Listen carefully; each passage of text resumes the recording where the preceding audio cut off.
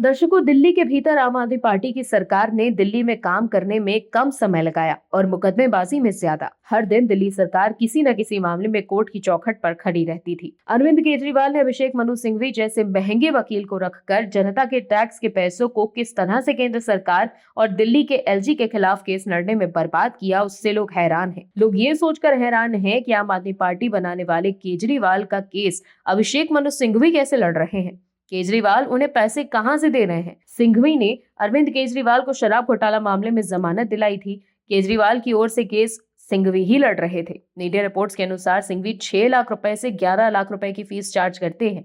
ये fees court में एक बार पेश होने के लिए होती है। दर्शकों, आम आदमी पार्टी की सरकार ने दिल्ली में काम करने के बजाय संवैधानिक संस्थाओं को बदनाम करने और काम से जी चुराने में समय बर्बाद किया, जिसके कारण दिल्ली की स्थिति तो खराब हुई ही, आम आदमी पार्टी की सरकार को भी बेइज्जत होकर रुखसत होना पड़ा। जो केजरीवाल कह रहे थे, मैं जनता की अदालत में आकर न्याय लेकर आऊंगा, जनता ने साफ तौर पर बता दिया कि न्याय नहीं मिलेगा क्योंकि आपने चोरी की है। दर्शकों, अब दिल्ली का कानून विभाग एक्टिव हो गया है और वो पता करने लगा है कि दिल्ली सरकार का कितना पैसा कोर्ट की लड़ाई में खराब हुआ है और कितना समय अब बेकार के केसों को बंद करने की जरूरत है। क्या है पूरी खबर, बताते हैं आपको इस रिपोर्ट में। दिल्ली में आम आदमी पार्टी की सरकार का सफाया होने के बाद दिल्ली सरकार का कानून विभाग एक्टिव है। कानून विभाग केंद्र और उपराज्यपाल के खिलाफ पिछले कुछ वर्षों में दायर सभी अदालती मामलों का ब्यौरा मांग रहा है। सूत्रों का दावा है कि अंतर्विभागीय मुकदमेबाजी और आम आदमी पार्टी सरकार और केंद्र या एलजी के बीच पिछले कुछ समय में अदालती लड़ाई पर 300 करोड़ रुपए से ज्यादा की कमाई खर्च हुई। इससे कीमती समय भी बर्बाद हुआ, जिसे अब काम करने की जरूरत है। उन्होंने कहा कि चल रहे मुकदमेबाजी पर एक विस्तृत रिपोर्ट नई सरकार के सामने रखी जाए।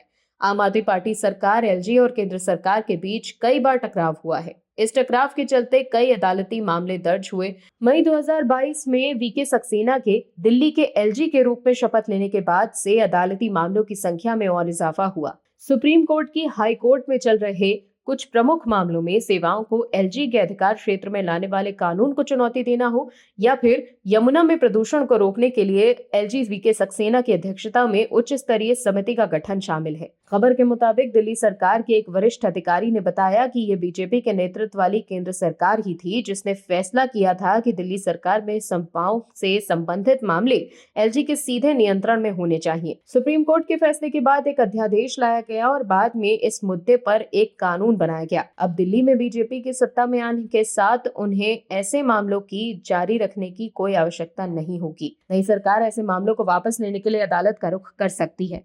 उन्होंने आगे ये भी कहा कि इन मामलों को वापस लेने से केंद्र सरकार, एलजी और निर्वाचित सरकार के बीच अनावश्यक टकराव भी खत्म हो जाएगा और दोनों के बीच अच्छे संबंध स्थापित होंगे और शहर के विकास की दिशा में काम होगा। बीजेपी अब दिल्ली में सत्ता में है, ऐसे मामलों को जारी रखने की कोई जरूरत नहीं। नई सरकार इन मामलों को वापस लेने के लिए अदालत आ सकती है। दर्शकों, समझने की जरूरत यह है कि दिल्ली के भीतर आम आदमी पार्टी की सरकार को लाया इसलिए गया था कि वो समस्याओं का समाधान करेंगे, ना कि किसी मुद्दे पर सिर्फ सरकार से लड़ते रहेंगे। दिल्ली की समस्याओं को दूर करने के बजाय केजरीवाल अपने चहीते वकीलों की जेब भरते रहे और केंद्र सरकार और एलजी के खिलाफ केस लड़ने में 300 करोड़ रुपए से ज्यादा खर्च कर दिए। Bureau report, OMH news. आप दर्शकों से विनम्र निवेदन है कि चैनल को सब्सक्राइब जरूर करें